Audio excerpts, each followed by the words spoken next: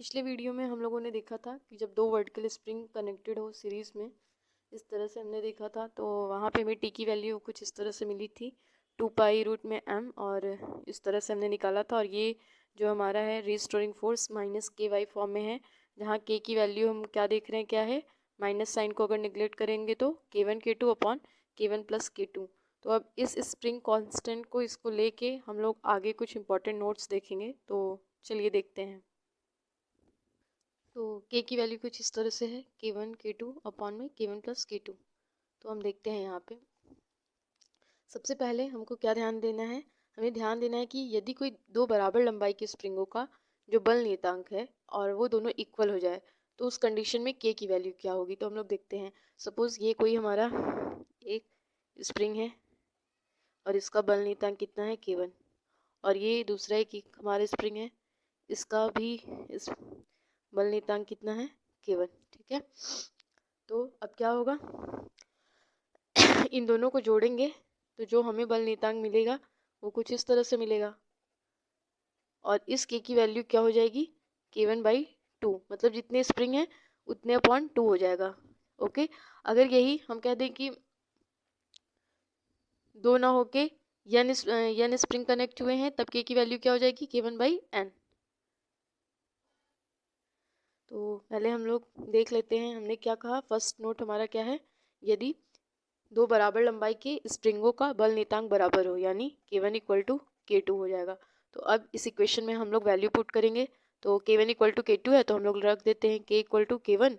k2 की भी value k1 के ही इक्वल है, और k1 और k2 = k1 है, तो फिर यहाँ भी k1, और ये हो जाएगा k1 का स्क्वायर अपॉन में 2k1। ये k1 से k1 कैंसिल, हमें k की वैल्यू क्या मिल जाएगी, k1/2, जो कि इस फिगर में हमने ऑलरेडी दिखा रखा है। ओके, यहाँ तक तो ये बात क्लियर हो गई। अगर अब यही स्प्रिंग की लंबाई हम लोग n गुनी कर दे, तो मतलब इसी तरह से नेक्स्ट पेज पे बताती हूँ इसको। अब सपोज हमारा स्प्रिंग एक ये है इस तरह से, ये भी k1, ये भी हमारा k1, ये जो स्प्रिंग है इसका भी बल नियतांक k1, इस तरह से n तक हम लोग किसी स्प्रिंग की लंबाई n गुनी कर दे रहे हैं। तब क्या हो जाएगा, अब जो ये बड़ा वाला जो स्प्रिंग मिलेगा, इन सबको कनेक्ट करके उस k की वैल्यू क्या हो जाएगी, k1/n।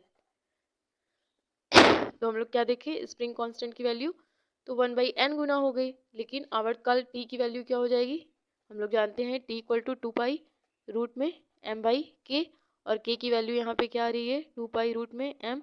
k की वैल्यू यहाँ पे आ रही है k1/n, यानी n ऊपर चला जाएगा और ये जाएगा t = 2π√m/k1 × n। t is directly proportional to √n हो जाएगा यहाँ से। तो हम लोग देखेंगे कि यदि किसी स्प्रिंग की लंबाई n गुनी कर देते हैं, तो उसका जो बल नियतांक होता है वो तो 1/n गुना हो जाता है, और जो उसका आवर्तकाल टाइम पीरियड होता है वो कितना हो जाता है, √n गुना। ये हमारा फर्स्ट इंपॉर्टेंट नोट है, फर्स्ट।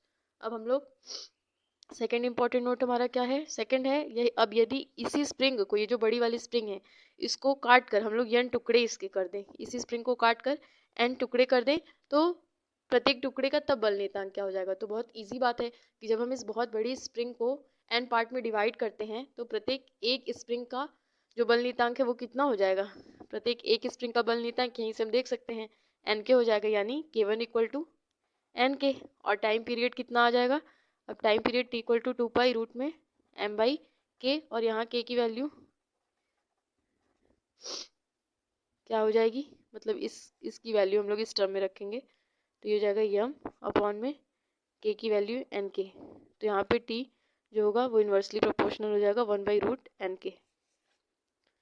ये चीज़, इतनी बात हमको ध्यान में रखनी है कि जब किसी स्प्रिंग को काटकर n टुकड़े कर दिए जाएंगे, तो उसका बल नियतांक तो n गुना हो जाएगा, और टाइम पीरियड 1/√n गुना हो जाएगा।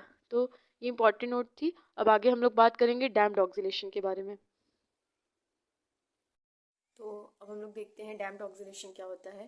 तो जैसा कि मैंने जब स्टार्टिंग किया था तभी मैंने बता दिया था फ्री ऑक्सीलेशन, डैम्प्ड ऑक्सीलेशन और फोर्स्ड ऑक्सीलेशन क्या होता है, बट फिर भी मैं यहाँ से डेफिनेशन फिर से राइट कर देती हूँ जिससे समझने में हमें ईजी हो। तो यहाँ पे हम डेफिनेशन देख सकते हैं, the oscillation in which energy or amplitude decay with time is called damped oscillation. ये हमें पहले ही हमें पता है। और हम लोग जानते हैं जो डीके ऑफ एम्पलीट्यूड या एनर्जी होता है उसी को हम लोग क्या बोलते हैं, डैम्पिंग बोलते हैं। ये जिस तरह से हम लोग देख रहे हैं ये क्या हो रहा है, डैम्पिंग हो रही है। लेकिन हमें यहाँ पे क्या ध्यान देना होता है, इसमें जो होता है दो फोर्सेस काम करते हैं, एक रेजिस्टिव फोर्स और एक रीस्टोरिंग फोर्स। कैसे हम बताते हैं, एफ रेजिस्टिव फोर्स एक काम करता है जो कि उस पार्टिकल की वेलोसिटी के डायरेक्टली प्रोपोर्शनल होता है with negative sign minus dy/dt।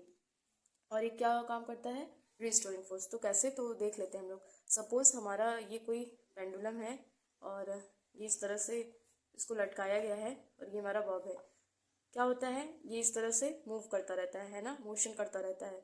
तो जब तक एयर का रिस्ट्रिक्शन नहीं है तब तक तो ये आराम से इस तरह से मोशन करेगा। लेकिन जैसे ही ये बॉब इधर जाएगा और फिर इधर आना चाहे, इधर जाएगा, इस तरफ गया, डिस्प्लेसमेंट हुआ इसमें, और तो क्या होगा, इसमें एक तरफ इधर इस साइड मीन पोजीशन की तरफ इस पर एक रिस्टोरिंग फोर्स काम करेगा। हम लोग जानते हैं स्टार्टिंग से वो रिस्टोरिंग फोर्स क्या होता है, F=-KY हम लोग लिख देते हैं।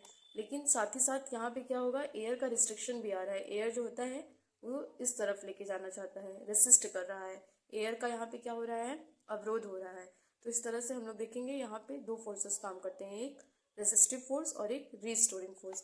तो एफ रेसिस्टिव को हम लोग इस तरह से लिख दिए, और हम लोग क्या लिख सकते हैं इसको, F resistive force equal to -R/dy/dt। इसको इक्वेशन 1 बना लेते हैं। यहाँ पे ये R क्या है, damping constant. R is the damping constant. और एक दूसरा कौन सा फोर्स काम कर रहा है, restoring force, F restoring, and that will be -KY। तो जो टोटल फोर्स होगा हमारा ऑक्सीलेटर पे वो क्या हो जाएगा, F=, ये दोनों ऐड हो जाएगा, and that will be -R/dy/dt -KY। इसको हम लोग क्या लिख सकते हैं, F=m में पता है हमें, तो m d2y/dt² के टर्म में यहाँ लिखेंगे को, -R/dy/dt -KY। इसको क्या लिख सकते हैं हम लोग, d2y/dt²। इसको पक्षांतर करके इधर लेते आते हैं तो ये क्या हो जाएगा, R/m, m से डिवाइड हो जाएगा, R/m dy/dt प्लस K/m हो जाएगा, है ना, K/m y = 0। और इस K/m की जगह हम लोग लिख सकते हैं ω0 का स्क्वायर। यानी हम कह सकते हैं इस इक्वेशन को क्या लिख सकते हैं, d2y/dt² plus R/m dy/dt plus ω0² y = 0। This is equation of damped oscillation. जहाँ पे हम लोग क्या कह देंगे, ω0² की वैल्यू क्या होती है, K/m, या फिर हम लोग कह सकते हैं ओमेगा की वैल्यू √K/m। इसको क्या बोलेंगे हम लोग, ये है नेचुरल फ्रिक्वेंसी है किसी ऑक्सीलेटर की। तो ये इतनी चीज़ हमें ध्यान में रखनी है। अब हम लोग देखेंगे कि what is forced oscillator, forced oscillation क्या होता है। इसकी भी डिफिनेशन हमने स्टार्टिंग में देख रखी है, बट फिर भी यहाँ पे हम फिर से देख लेते हैं। तो हम लोगों ने फोर्स्ड ऑक्सीलेशन में स्टार्टिंग में पढ़ा था कि इसमें जो डैम्पिंग होती है ये इसको रिमूव किया जाता है बाहर से कुछ पीरियोडिक फोर्स अप्लाई करके। तो ये जैसा कि हमें दिख रहा है, अब क्या होगा, जो डैम्पिंग हो रही थी उसको हम लोग इस पीरियोडिक फोर्स को अप्लाई करके डैम्पिंग को रिमूव कर रहे हैं। अब जो हमारा ऑक्सीलेटर होगा वो इस पीरियोडिक फोर्स की फ्रिक्वेंसी से ऑक्सीलेशन करेगा। तो अगर डिफाइन करना हो तो डेफिनेशन मुझे लर्न हो गई है, क्योंकि मैंने BSc में भी इसको पढ़ाया है, तो मैं बता देती हूँ इसकी डेफिनेशन क्या है। फोर्स्ड ऑक्सीलेशन को डिफाइन करने के लिए हम बोलेंगे कि जब when periodic force is applied on damped oscillator the motion of oscillator is irregular in the beginning. मतलब स्टार्टिंग में क्या होता है, ऑक्सीलेटर की जो मोशन है वो इरेगुलर रहेगी स्टार्टिंग में, because oscillator wants to oscillate with its own frequency and periodic force wants to superimpose its frequency on the oscillator. ये जो हमारा ऑक्सीलेटर होता है ये अपनी फ्रिक्वेंसी से मूव करना चाहता है, लेकिन ये जो पीरियोडिक फोर्स रहता है ये अपनी दादागिरी दिखाता है।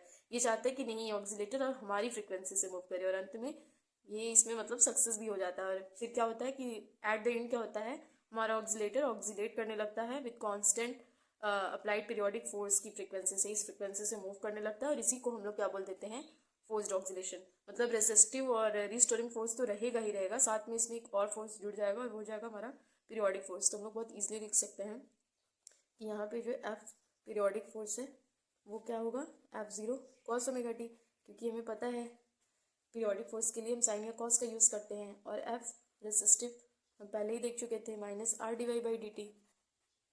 और एक क्या लग रहा था, एफ रीस्टोरिंग फोर्स, यहाँ पे थोड़ा बढ़ा देते हैं, एफ रेसिस्टिव और ये एफ रीस्टोरिंग, ये रीस्टोरिंग फोर्स, ये कितना हो जाएगा माइनस के वाई।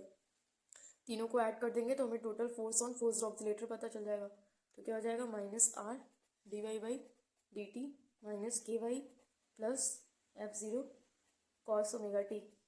एफ की वैल्यू हो जाएगी एम, एम ए होती है, और ए को D two Y upon D T square.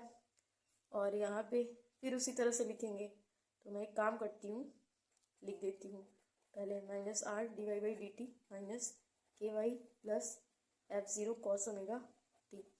अब माइनस वाले टर्म को इधर लाते हैं तो ये हो जाएगा M D two Y upon में D T square plus R D Y by D T plus K Y और equal to F zero cos omega T इधर रहेगा, या इसी को हम लोग और क्या लिख सकते हैं, एफ नॉट ई की power I omega T.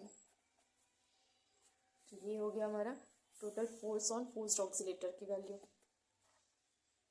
For example हम लोग कभी कभी प्रैक्टिकल में देखते हैं, एक स्वरित्र द्विभुज होता है इस तरह से हमारा, जब उसको हम लोग मेज पे पटकते हैं तो हम देखते हैं कि इसके सिरों पे जो है कंपन होने लगता है, और हमारे जो हमारे इस तरह से टेबल रखा रहता है उसमें भी कंपन आ जाती है। मतलब फोर्स्ड ऑक्सीलेशन को एक तरह से हम कह सकते हैं कि किसी चीज़ में ज़बरदस्ती मतलब ऑक्सीलेशन प्रोड्यूस करना।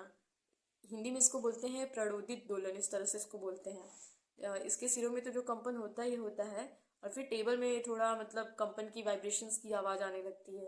तो ये हम लोग क्लास 12 में प्रैक्टिकल में देखते हैं स्वरित्र द्विभुज को किस तरह से मेज में कैसे कंपन उत्पन्न होता है। तो this is the example of forced oscillation.